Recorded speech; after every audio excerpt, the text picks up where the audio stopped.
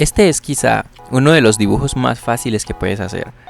Es un boceto que puedes hacer a lápiz, puede ser con un lápiz 6B, un lápiz HB, cualquier lápiz que desees. Pero yo te recomiendo en lo personal que utilices un lápiz oscuro. Cuando se trata de hacer bocetos, creo que dándole un buen contraste se ve más llamativo el dibujo. Sin embargo,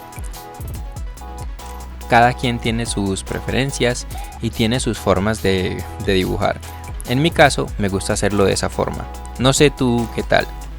Y bueno, déjame saber en los comentarios qué tipo de video te gustaría ver para el próximo video, qué tutorial. Y si te gustan los animales, por favor, comparte este video o darle un like y dejar algún comentario. Me gusta mucho dibujar, la verdad es mi pasión y creo que una de las cosas que más me motiva a dibujar es hacer aquellas cosas que me gustan y también ver aquellos comentarios de esas personas que dan su like y comentan los videos. Que Dios los bendiga y aquí los dejo con este pequeño tutorial. Un abrazo y bendiciones.